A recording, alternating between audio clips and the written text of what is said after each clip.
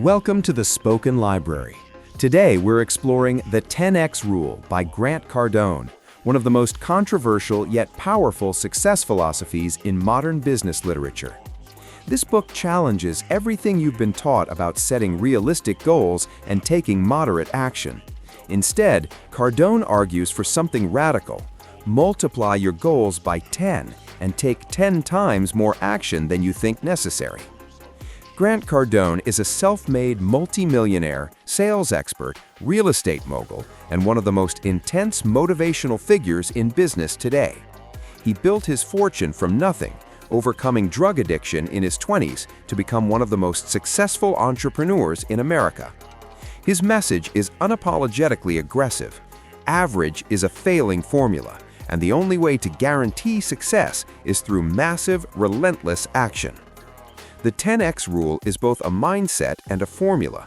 It states that you should set targets that are 10 times what you think you want, and then take 10 times the action you think it will require to accomplish those targets. This isn't about working harder in the traditional sense. It's about operating at a completely different level than everyone around you. Cardone's philosophy is polarizing. Critics say it promotes workaholism and unrealistic expectations. Supporters say it's the wake-up call that finally got them to stop making excuses and start creating real results. Today, we'll explore the core principles of the 10X rule and how Cardone says you can apply them to dominate in any area of life. Cardone begins by explaining that there are 4 degrees of action people can take, and most people consistently choose the wrong ones. Understanding these degrees is critical to understanding why most people fail to achieve their potential. The first degree is doing nothing. More people operate at this level than you might think. They complain about their circumstances but take no action to change them. They have dreams and goals but never move toward them. They're waiting for the perfect time, the right opportunity, or someone else to solve their problems. Cardone is ruthless in his assessment. Doing nothing guarantees failure. The second degree is retreat. These are people who start something but quit when it gets difficult. They take action initially but retreat at the first sign of resistance or failure. They started the business but closed it when it got hard. They pursued the goal but gave up when obstacles appeared.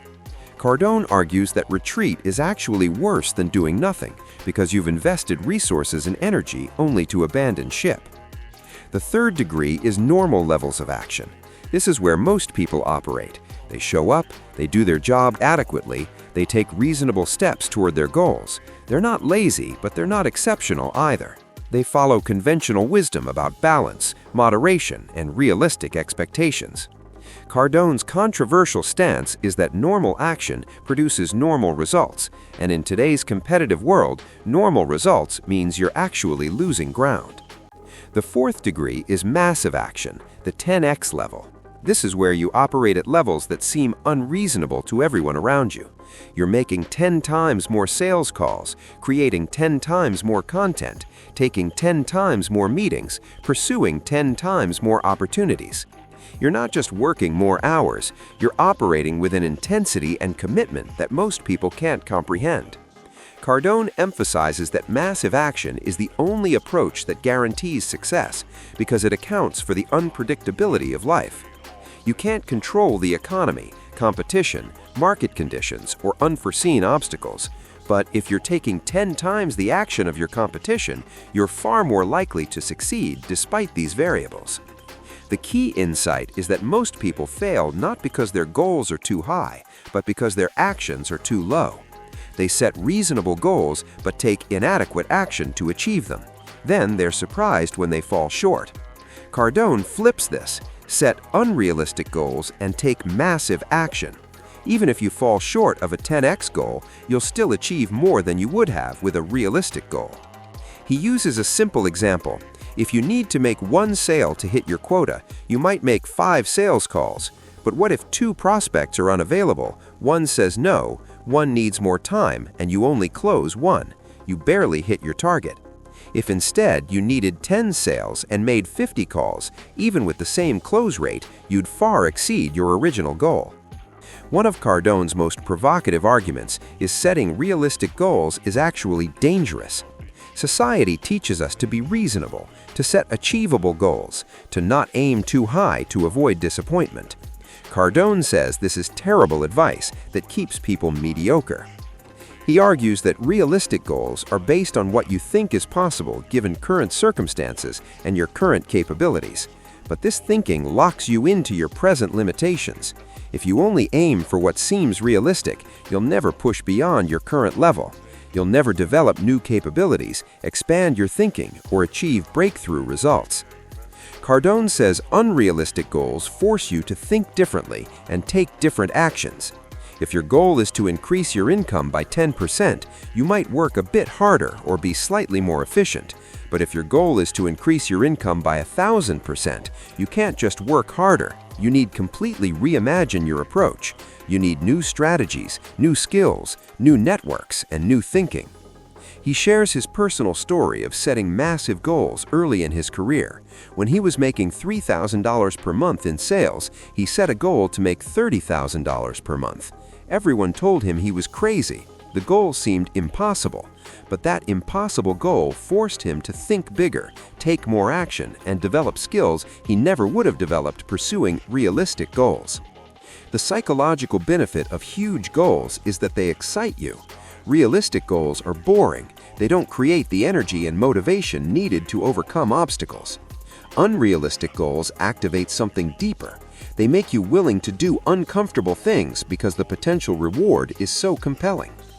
Cardone addresses the fear of disappointment. People say, "What if I aim high and fail? Won't I be devastated?" His response is, "You're already failing by aiming low. You're guaranteed to achieve mediocre results with mediocre goals.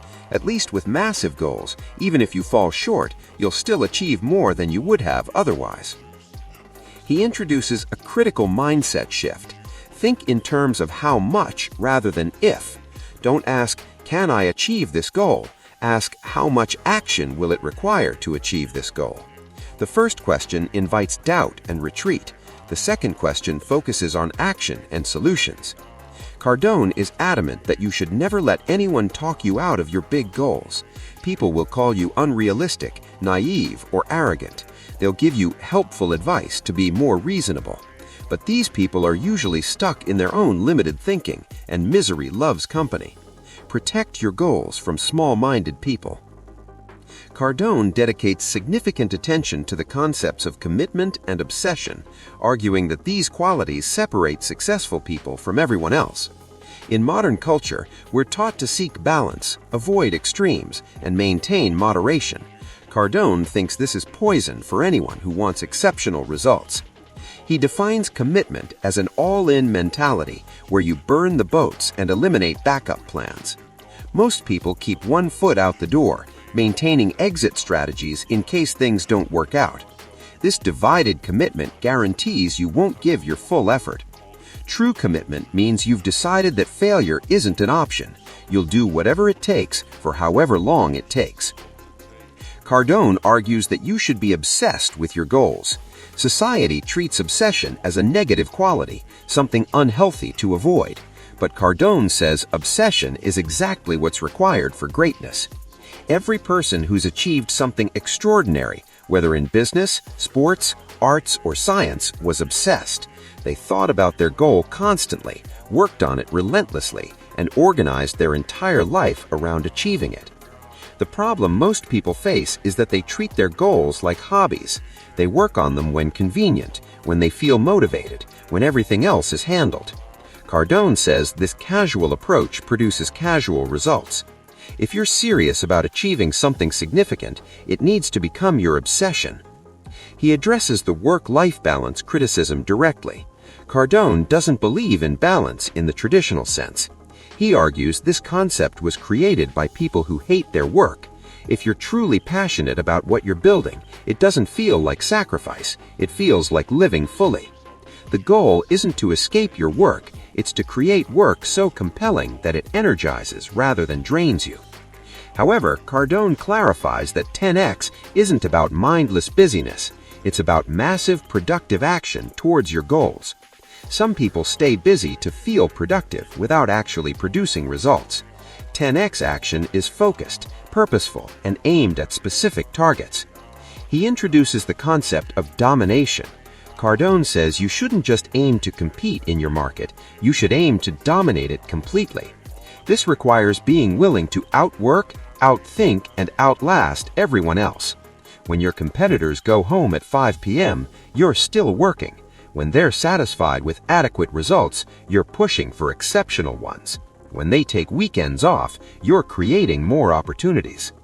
This mindset extends to how you handle obstacles. Most people see obstacles as signs they should slow down or reconsider. Cardone sees obstacles as proof that he's on the right path. If it were easy, everyone would do it. He welcomes resistance because it means he's attempting something worthwhile. He also emphasizes the importance of surrounding yourself with other 10x thinkers. Average people will drain your energy and undermine your commitment.